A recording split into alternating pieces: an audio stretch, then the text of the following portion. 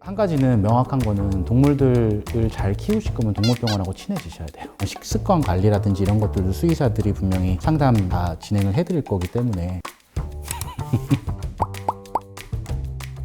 안녕하세요. 인성과 실력을 갖춘 사람들이 함께 모여 동물과 보호자의 행복을 만드는 동물병원 SNC 동물 메디컬 센터의 최중현 원장입니다. SNC 동물 메디컬 센터 문창원 원장입니다.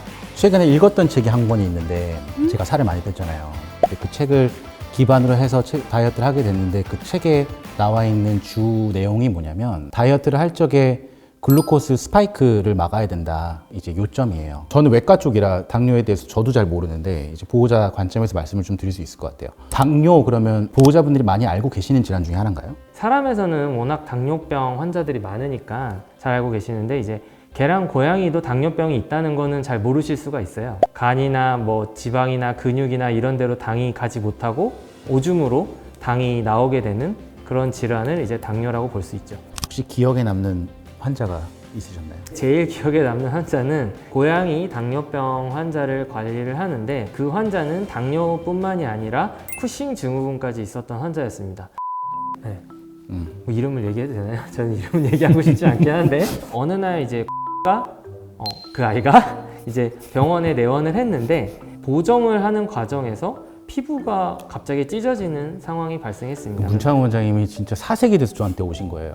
아무것도 뭘 안 하지도 했거든요. 않았는데. 아무것도 안 했는데 피부가 찢어지는 상황이 발생했는데 기본적으로 당뇨병 환자 같은 경우 혈액순환이 잘 안 되기 때문에 피부로 가는 혈류량이 적어서 피부가 얇아지게 됩니다. 거기다가 이 아이는 쿠싱 증후군이라는 내분비 질환까지 갖고 있기 때문에 피부가 종이장처럼 얇아졌던 것이에요. 그래서 살짝 만지기만 해도 피부가 갈기갈기 찢어지는 스킨 프레자일 신드롬이라는 그런 질환까지 가지고 있었는데 상황을 처음 맞닥뜨렸을 때는 정말 많이 당황스럽고 그랬는데 그래도 잘 관리를 해서 그 피부 부분은 다 회복이 되었었습니다. 왜 생기나요? 이제 일반적으로는 인슐린 분비에 문제가 생겨서 생기는 것인데 사람이랑 고양이는 2형 당뇨가 많은 편이고요. 강아지 같은 경우에는 1형 당뇨가 많은 편입니다. 그래서 강아지 같은 경우에는 췌장의 베타세포가 파괴되면서 인슐린 분비량이 줄어들기 때문에 당뇨병이 오는 경우가 많고요. 사람이나 고양이 같은 경우에는 생활 습관이라든지 비만이라든지 호르몬 질환이라든지 이런 인슐린 저항성에 의해서 당뇨가 발생하는 경우가 많습니다. 그럼 이런 당뇨가 왔었을 때 임상 증상이 특별하게 있는 것들이 있나요? 만약에 우리 아이가 음수량이 평소보다 좀 많이 증가했다든지 화장실을 너무 자주 들락날락거린다든지 그럴 경우에는 꼭 가셔서 요검사랑 혈액검사를 받아보셔야 될 것 같고요. 그리고 이제 보호자분들이 사실은 제일 잘 못 지키시는 거가 체중 관리거든요. 애들이 맛있는 거 먹고 싶다고 옆에 왔을 때 간식을 안 주고 사료만 주는 걸 잘 못하세요. 체중이 늘어나게 되겠죠. 뭐 0.5kg, 1kg 이렇게 증가하는 거는 사람에서 거의 10kg, 15kg 이렇게 증가하는 것과 똑같기 때문에 체중이 급격하게 증가하거나 감소할 경우에는 꼭 병원에 오셔서 검사를 받아보셔야지 이런 부분들을 빨리 대처할 수가 있습니다. 당뇨와 관련된 것 중에 응급 상황이 발생할 수 있는 상황도 있을까요? 가장 많이 발생하는 응급 상황은 저혈당 쇼크입니다. 이제 당뇨병이라는 거는 예를 들면은 자동차가 있는데 자동차 기름 탱크가 고장이 났다고 보시면 돼요. 그러니까 그 기름 탱크에서 계속 기름이 새겠죠. 그러니까 기름을 넣어도 계속 기름이 새는 상황이 발생할 수가 있습니다. 공복 상태가 너무 길어지게 되면은 그 기름이 다 떨어지는 상황이 발생하면 차가 멈추는 것처럼 저혈당이 갑자기 발생하면서 쇼크가 발생할 수 있습니다. 설탕물이라든지 잼이라든지 시럽이라든지 이렇게 바로 당을 공급해 줄 수 있는 것들을 바로 먹여 주셔야 될 것 같고요. 그 다음에 발생할 수 있는 응급질환 같은 경우에는 혈액이 되게 끈끈해지기 때문에 혈전이 많이 생길 수가 있습니다.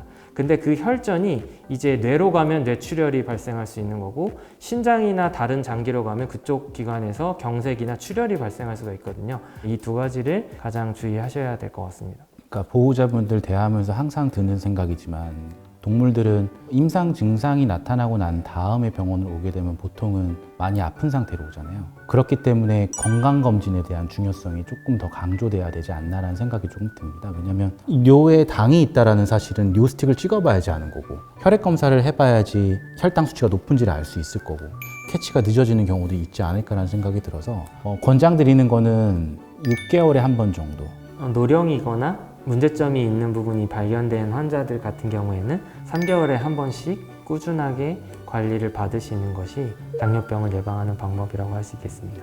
한 가지는 명확한 거는 동물들을 잘 키우실 거면 동물병원하고 친해지셔야 돼요.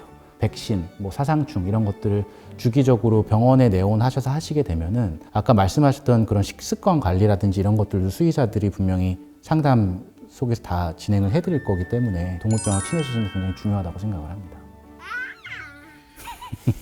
두 번째 주제는 포메라니안에 대한 주제인데 포메는 왜 하네스를 매야 할까요? 그렇게 단도직입적으로요? 오늘은 포메라니안에 대해서 공부 되게 많이 갖고 왔는데 원장님은 포메라니안 그러면 생각나는 보호자가 있으세요? 많죠, 포메라니안. 근데 수의사가 썩 좋아하는 견종은 아니에요. 왜냐하면 포메라니안 자체가 조금 예민한 견종이거든요. 다루기가 좀 쉽지 않은 견종이어가지고 조금 조심을 해야 되는 환자입니다. 그래서 기억나는 환자들이 많습니다.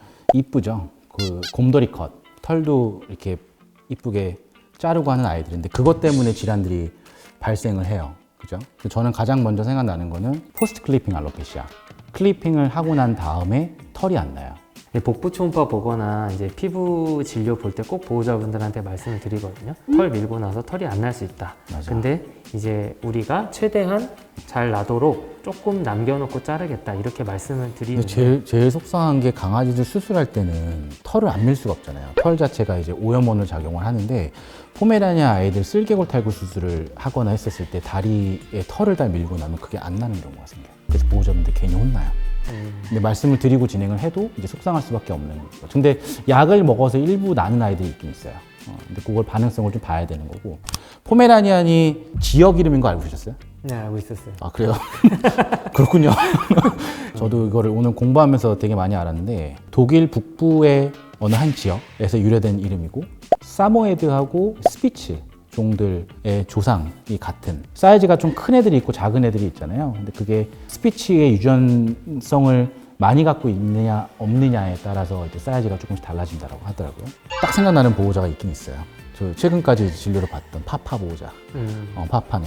저를 굉장히 많이 좋아해 주시고 저도 항상 왜 좋아하는지 감사하게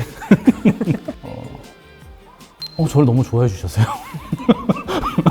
그리고 강아지가 너무 귀여워요. 선생님들 되게 이뻐하고 되게 착하거든요. 예민해요. 그래서 파파는 안에 들어가서 저희가 보정이라 그러죠. 동물을 안고서 뭐 체열을 하거나 뭐 귀청소를 할 때 잡아줘야 되고 해야지 그래도 물지 않고 서로 다치지 않는데 잡으면 안 돼요. 근데 안 잡으면 가만히 있어요. 근데 잡히는 행위 자체가 싫은 거죠. 그래서 어렸을 때 포메라니아 아이들 같은 경우는 반복적인 그런 부정적인 환경에 노출이 돼서 뭐 이런 것들이 계속 반복되면은 공격성을 띠기 굉장히 쉬운 종이라고 알려져 있습니다. 너무 이쁘잖아요. 네, 귀엽긴 해요. 그 질문이라고 물어. 저는 말티즈하고 푸드를 더 좋아하긴 합니다. 저는 집에 포메는 좋아해요. 외관상으로는. 나를 조금 좋아해요. 나를 조금. 포메의 대표적인 질병이라든지 보호자분들께서 좀 조심해야 되는 부분이 어떤 것들이 있을까요? 쓸개골 탈구, 그 다음에 고관절 이형성증과 같은 뼈와 관련된 질환들이 굉장히 많고, 그 다음이 아까 말씀드렸던 피부병, 뭐 알로페시아 X, 그 다음에 또는 알러지나 아토피 같은 질환들이 많고요. 그 다음으로가 이제 호흡기 질환들이 많아요. 포메라니안이 여우같이 생겼기 때문에 입이 이렇게 길어서 이게 길 거라고 생각이 드는데 분류는 단두종으로 되어 있더라고요. 대표적으로 시쭈나 뭐 패키니즈 이런 아이들인데 그런 아이들은 코가 이렇게 눌려 있잖아요. 그렇기 때문에 이 기도서부터 해서 이런 그 구강 구조, 그다음에 호흡 구조 자체가 짧기 때문에 그 관련된 질환들이 많아요. 그거를 단두종 증후군이라고 부릅니다. 세 가지를 보통 대표적으로 얘기를 하는데 첫 번째가 영국의 도장, 두 번째가 비강 협착, 세 번째가 기관 허탈. 그래서 그 질환을 앓고 있으면 나이가 조금씩 들면서 아이들이 호흡기 질환이 많이 생기고 폐 경화나 이런 것들이 잘 오게 됩니다. 그렇기 때문에 심장병도 많이 걸리게 되는 것 같고요. 그렇기 때문에 어렸을 때 이 영국의 자체가 너무 긴 경우는 그거를 절단을 해주는 영국의 노장을 제거하는 수술을 받기도 해요. 그러니까 비강이 너무 작은 아이들 같은 경우는 콧구멍을 이렇게 도려내갖고 넓게 해주는 시술들을 하기도 합니다. 기관 허탈증이 있을 때는 어떻게 처리하나요? 기관 허탈증은 내과 쪽에서 더 관리를 잘하시는데 보통 일반적으로는 기관 허탈증이 생기면 기관 자체가 어떤 특정 구조를 유지하고 있어야 되는데 그게 무너지는 질환이기 때문에 숨구멍이 틀어막히게 되죠. 그래서 특징적으로 나타나는 증상이 거위가 우는 듯한 소리를 울음소리를 내고 뭐 이런 리버스 스니징도 많이 하는 경우도 있고 나중에 나이가 들어서 더 이상 내과적 관리가 안 됐을 경우에는 거기에 스텐트를 장착을 하는 경우들도 있습니다. 아, 여기서 이 질문을 하면 되겠네요. 포맨은 왜 하네스를 매야 될까? 한참 뒤에 해야 될 질문이 앞에 하네스를 해야 되는 이유는 이상적인 산책 방법은 옆에 세워놓고 저희와 같이 보행을 하는 거지만 실질적으로 불가능하죠. 다들 앞에 나가 있고 저희가 끌려다니는 형태가 보통 되게 되는데, 그렇기 때문에 목줄을 사용을 하게 되면 목이 조여지는 증상들이 많이 발생을 해서 호흡기나 이런 데가 조금 악화될 수 있는, 되도록이면 하네스를 사용을 해서 기도의 압박이나 이런 것들을 보호를 해주셔라 라는 의미에서 하네스를 많이 사용하도록 권장을 하고 있습니다. 권장을 하시죠. 저희 병원에서는 항상 하네스를 착용하고 있습니다. 너무 근데 슬펐던 기억이 하나가 있어요. 애가 이게 살이 찌면 기관 헛달증이 있는 아이들 같은 경우는 더 악화되거든요. 그때 포메라니언이 한 8kg 되는 굉장히 비만한 아이였는데 여름철이었어요. 보호자분께서 그 더운 날씨에 밖에 나고 애를 뛰게 해갖고 호흡곤란으로 사망한 적이 있어요. 너무 안타까웠죠. 근데 보호자분께서 데리고 오셨는데 이제 더 이상 처치를 할 수 없는 그런 상황이 된 거죠. 그 상황이 왜 중요하냐면 강아지들은 열을 발산시킬 수 있는 방법이 땀샘이 없기 때문에 호흡기를 통해서밖에 할 수가 없거든요. 그렇기 때문에 아이들은 항상 헥헥헥헥거리고 있죠. 그걸 팬팅이라고 저희가 부르는데 여름철에 비만한 아이가 밖에 나가서 뛰어다니면은 거의 뭐 코트를 입은 상태에서 막 뛰어다닌 거하고 똑같은데, 기관 헛달증이 있는 아이가 밖에 나가서 그 더운 무더위 속에서 뛰어다니게 되면 체온이 급격하게 상승을 하겠죠. 이 비만한 아이들이나 호흡기 쪽에 문제가 있는 아이들 같은 경우에는 여름철의 운동이나 이런 것들도 조금 주의해서 진행을 하시는 게. 근데 사람도 마찬가지지만 운동만 해서 살 빼기는 어렵거든요. 근데 강아지들이나 고양이들도 일단 먹는 것 자체를 조금 줄여야 체중 감소에 도움이 되기 때문에 그런 부분을 좀 신경 쓰시면 될 것 같고. 근데 제가 이번에 다이어트를 해봤더니 운동 그렇게 열심히 할 때는 살이 안 빠졌거든요. 근데 지금 운동 안 하고 걷기만 하고 있고 그 식단만 잘 지켰더니 몸무게가 기하급수적으로 빠지고 있어요. 그러니까 근데 좀 속상한 게 빠지니까 주름살이 자꾸 늘어나요. 하나를 눈이 까매지고 좀 살 좀 빼야겠다. 내가 알아서 할게. 근데 사실 이제 동물병원은 사람처럼 과가 다 세분화되어 있지는 않기 때문에 종합적으로 전부 다 하거든요. 그러니까 내외과 협진이 상당히 중요한 부분이 있어요. 그래서 항상 그 입원 환자나 외래 환자 치료할 때도 외과 내과 선생님들이 같이 모여서 다 얘기를 하고, 그리고 이제 사실은 저희가 고객이 가장 궁금해하고 고객한테 해드릴 수 있는 게 뭔지에 대해서 사실 제일 고민을 많이 하거든요. 그래서 저는 이 프로그램이 그 고객들이 어려워하는 질병들을 쉽게 좀 풀어낼 수 있고 궁금해하는 것도 자유롭게 물어볼 수 있는 그런 프로그램이 좀 됐으면 좋겠습니다. 저희는 보호자분들께서도 같이 참여를 조금 해주셨으면 좋겠다는 생각을 조금 했던 게, 이런 정보가 전달이 되고 하는 게 저희들 시각에서 바라보는 것도 있지만 보호자분들이 실질적으로 궁금해하시는 부분들을 저희가 수렴할 수 있도록 댓글이나 이런 데 좀 달아주시면 취합을 조금 해서 실질적으로 도움이 될 수 있게끔 하는 과정들을 좀 해볼까 합니다. 괜찮죠? 네. 그죠? 네. 소통 좋습니다. 좋습니다. 저랑은 소통 별로 안 좋아하시죠?